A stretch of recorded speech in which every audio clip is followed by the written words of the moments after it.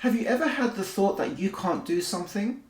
Now, most of us know that as self-doubt, but what if I told you that there are specific patterns of self-doubt that play out and manifest in different ways, and the science shows 10 ways they play out. And in this video, I want to share with you those 10 ways so that you can identify them and that you can catch them and prevent yourself from going through those same cycles.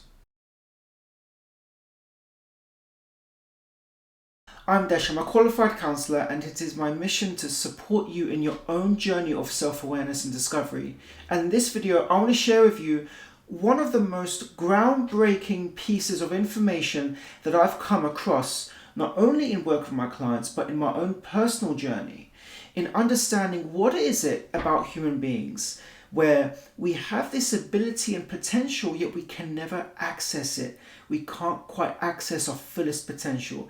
We know that we are capable of more. We know that we want more, but what's holding us back? Why can't we achieve that? And in this video, I want to share with you something that's helped me to realize why this is happening. And it essentially comes down to 10 patterns. 10 things that we tell ourselves that get in the way of our ability to maximize our potential. Each of these patterns I'm going to describe fall under one label, the saboteur. They are sabotaging you. You are not intentionally sabotaging yourself. This is all unintentional, yet it's there. It's still present in your mind. So let's go through this one by one. The first one is the judge. The judge is a universal saboteur that lives within all of us. It's the voice at your head that says you are not good enough. It's the voice in your head that beats you up over making mistakes. It's the one that causes anxiety over the way you're living your life, how others are living theirs. It's the one that's designed to induce stress and unhappiness within you, because anything you do is never good enough. The judge is always there to make sure that it's criticizing you, that it's telling you you're not good enough, whether it's in relationships, work, your own journey, diet, exercise, whatever venture of life you're trying to improve or live in. The judge is always there to make sure that it keeps you in check and that it's reminding you of how you're not making the progress you want. Now, you may view this as a friend, that the judge is helping me. It's making sure I don't make mistakes. It's keeping me on my toes. It's giving me a bit of stress to make sure that I can improve on my mistakes. However, what's happening is you're going down a path where you are living through stress and anxiety and having this voice constantly in your head saying you can't make mistakes, you're not good enough. And you perceive it as, well, it's keeping me sharp. But in doing so, it's coming at the expense of your mental well-being and your emotional experience. So the judge can be very convincing in believing that you need it in order to thrive or succeed in whatever you do. However, it interferes with your ability to experience an emotionally pleasant life where you're feeling happy and content about who you are, and go towards achieving the things you want to in your life, whatever venture it is. So you do not have to succeed at the expense of your emotional well-being. And I think a lot of us are either taught or learn through others that in order to succeed, you have to work really hard and be stressed and hate your job and really struggle and suffer.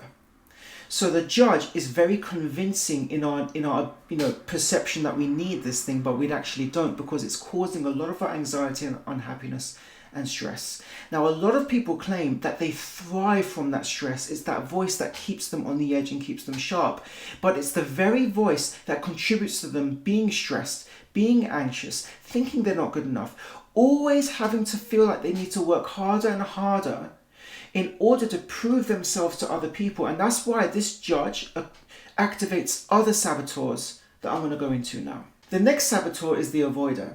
This is someone who focuses on the positives. They're always the positive thinking person. They see the world through rose-tinted glasses. They avoid anything that can cause disagreement or can induce in them a great sense of discomfort if they feel that they're disagreeing with someone or focusing on the negatives of the situation. So they tend to be the ones who always see the positives of every situation. They seem overly optimistic and not really realistic. So for example, Emily is a graphic designer, but one of her main saboteurs is the avoider.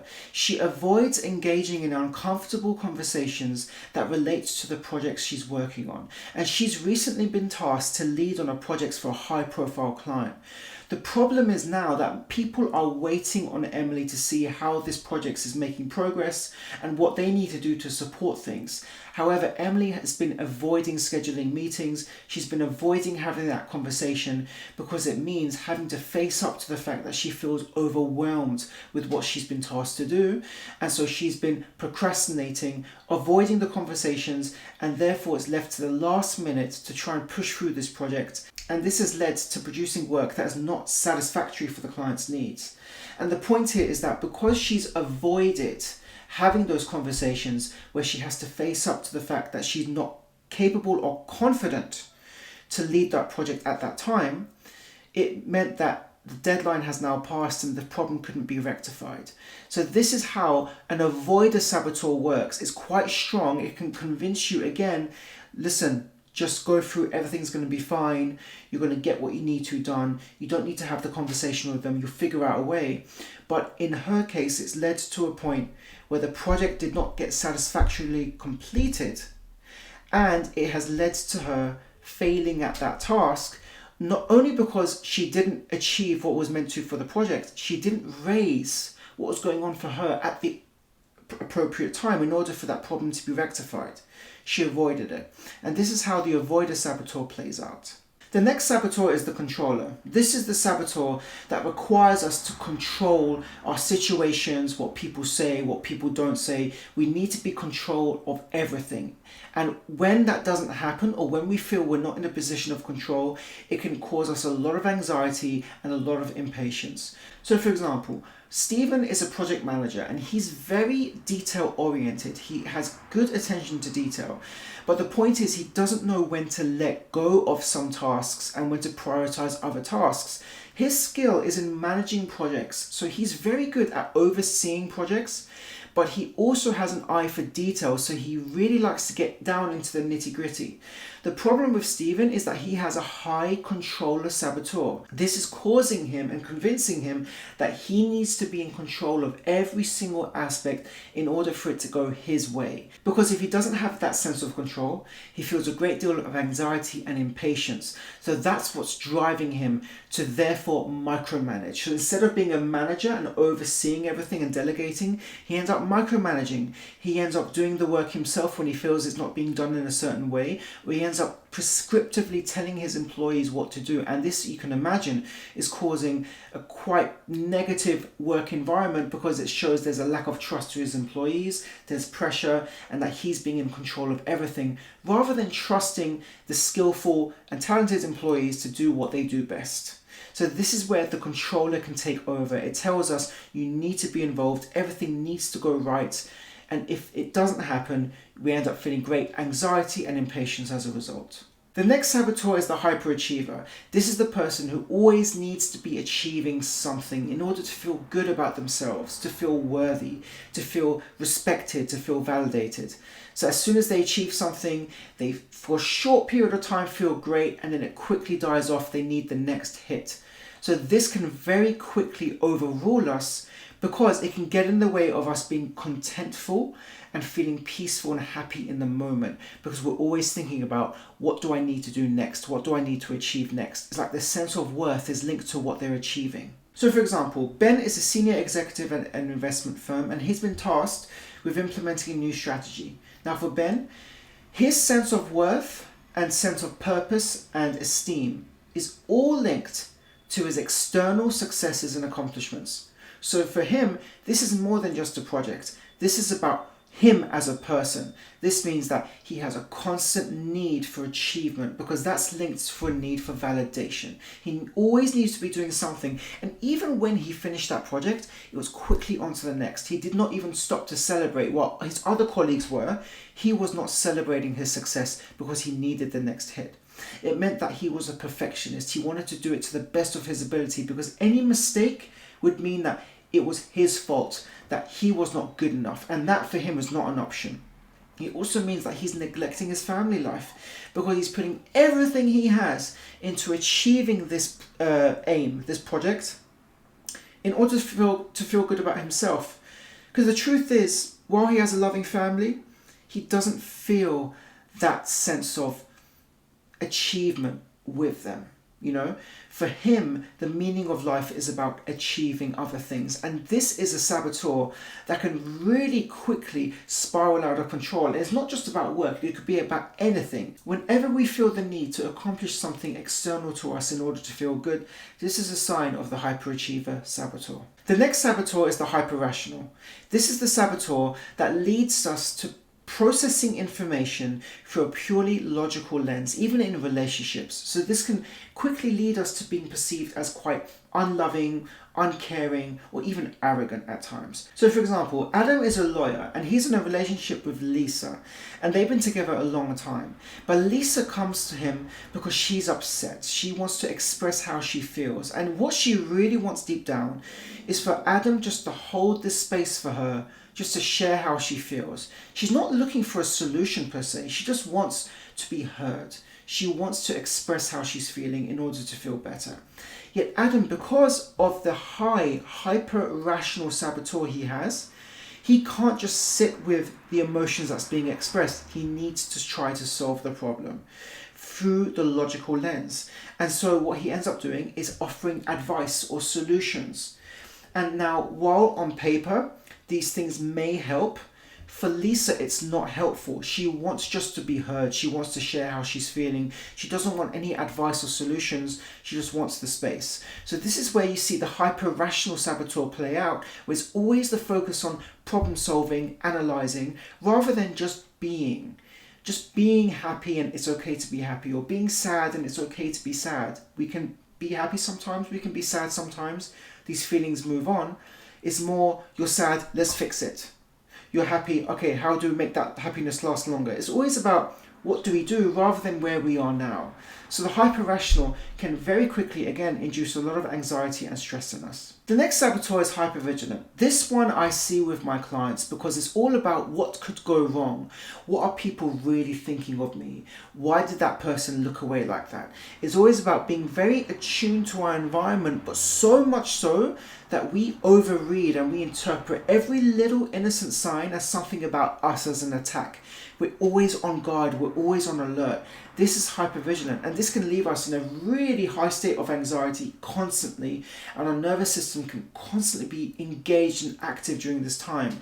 So we never really feel relaxed. Even when we convince ourselves that, hey, you're looking out for danger, this is a good thing, you can now calm down, you're not. The fact is you're not. You're always on alert. You're never really truly relaxed. So an example of someone who's hypervigilant is John. He's a risk assessor. His job is to manage and assess risks and determine the probability of certain accidents or things happening. So he works in insurance. And the problem is that he takes his work home. So he's in a relationship with his wife who's always pushing him to go abroad, to kind of do something different, be spontaneous. And for John, this is a problem. Because he's developed such a hyper-vigilant mindset and perception that he's being ruled by, this is his saboteur, because it's sabotaging him. Because he's ruled by this hypervigilance, he's always seeking out what could go wrong. Where is the risk in this? So rather than seeing the family vacation as an opportunity for growth, rather than seeing it as an opportunity to relax, to enjoy, to bond, he's always saying what could go wrong, what might happen. And so that is what is determining and ruling his decision making. And so what ends up happening is he always ends up playing it safe, quote unquote, by choosing the least riskiest option. But by doing so, he's sacrificing the enjoyment from his life, the experience of his life, the opportunity to create new memories, to try something new, to push himself out of his comfort zone, to bond with his wife and his family. So very quickly, the hyper-vigilant person and the saboteur can very quickly be attuned to their environment rather than leading their own path through their environment. It's often the environment that dictates how that person lives rather than the other way around.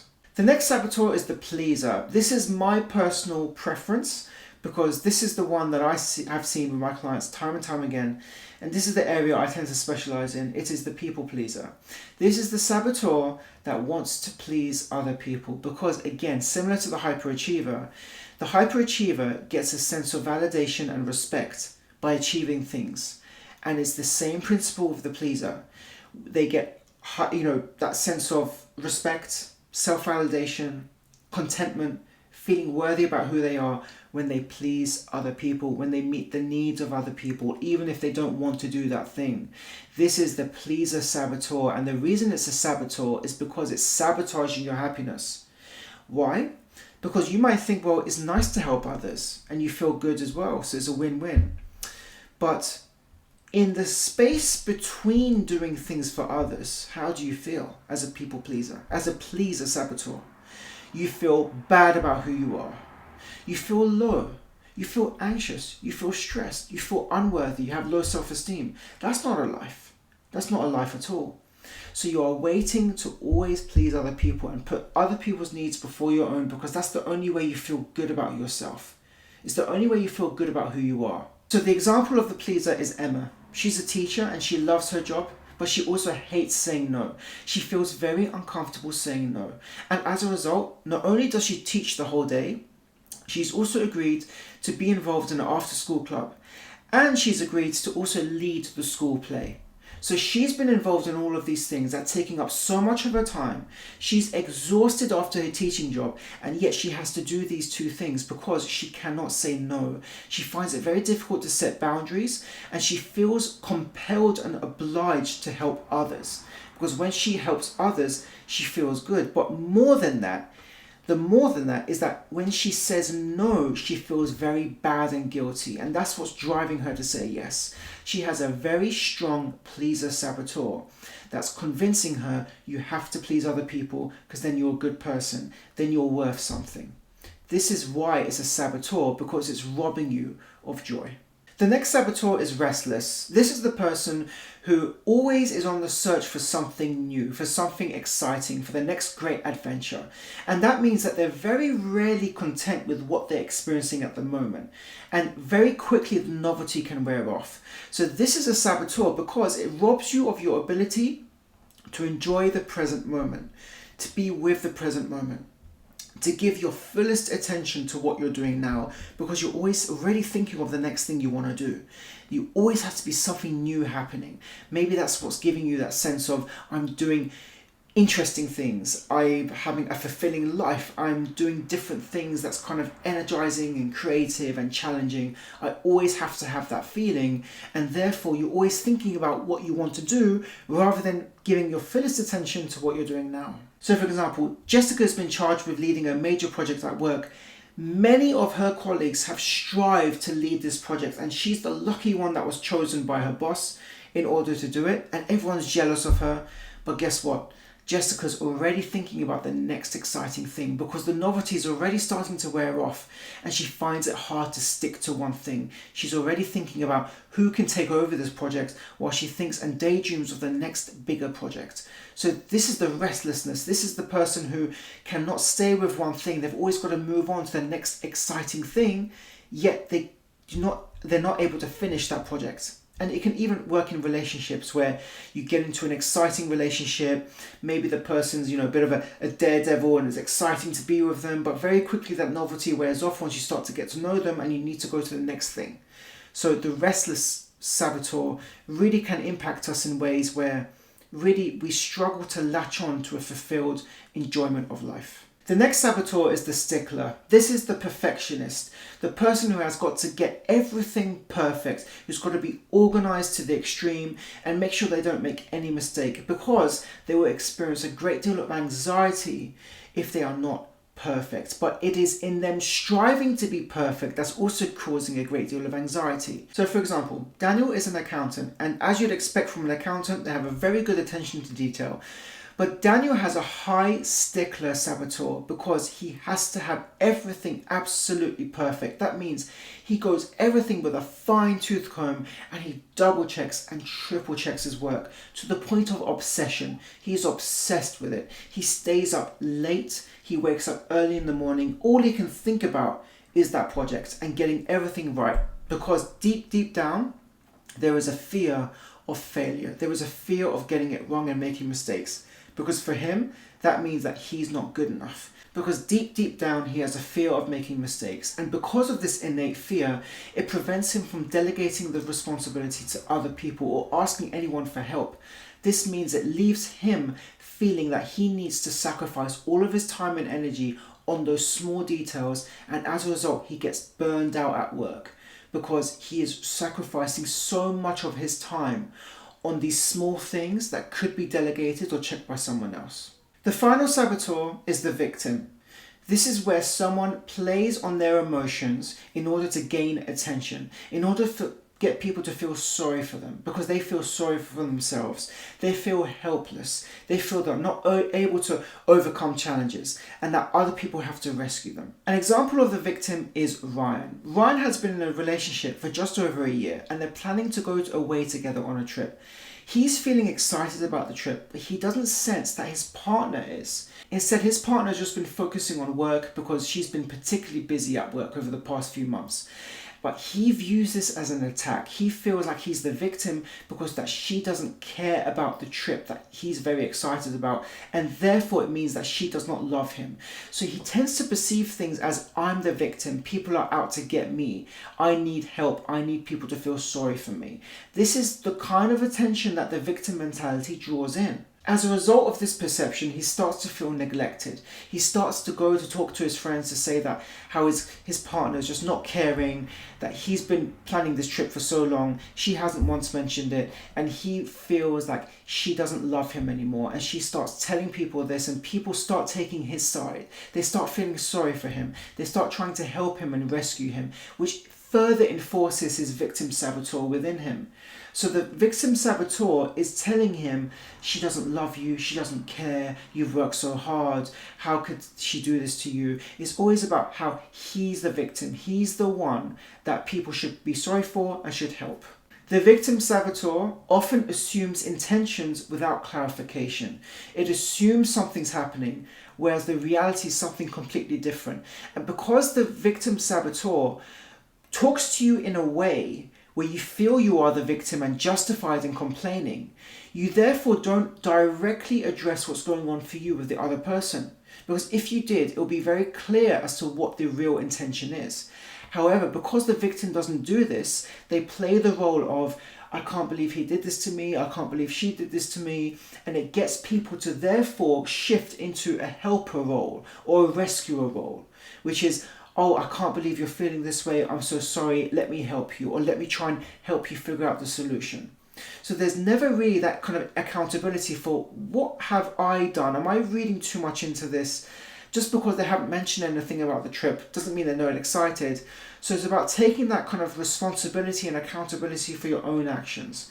But again, the victim mindset is a saboteur because it's sabotaging you from not only taking responsibility for your actions, but actually finding a solution that works for both of you, that works for you and your partner. And the victim saboteur can lead to passive aggressive behavior, such as the silent treatment. Because you feel that you're the victim, but you feel incapable or unwilling to communicate what's really going on for you, because you see yourself as the victim, you just give the silent treatment. You're trying to get the power back in the relationship.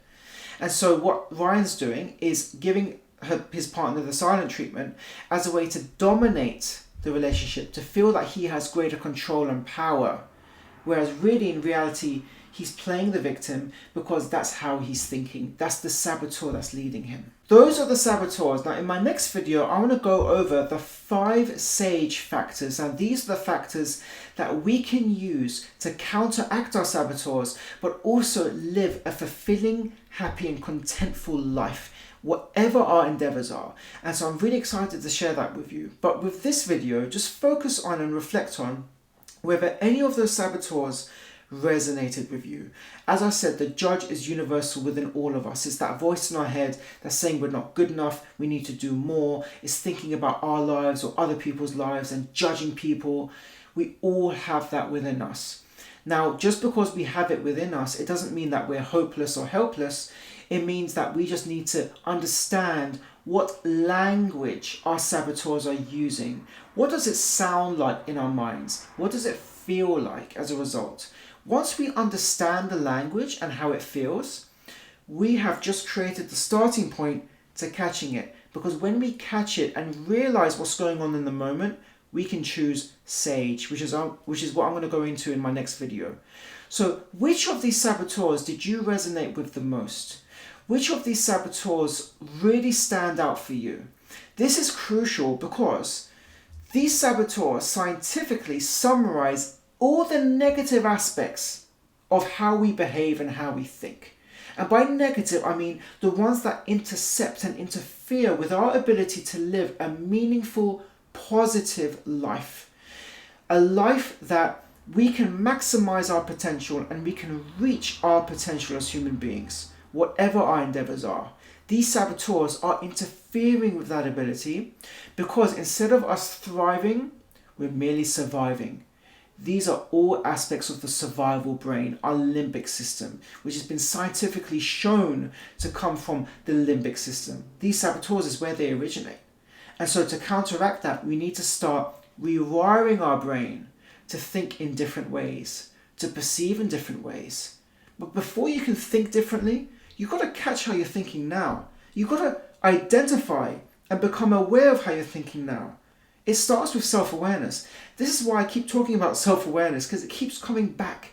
It always comes back. Whenever you're doing work that's aligned with personal growth, it always comes back to being self-aware. And this is why counseling can be such a powerful tool, because it helps self-awareness as well.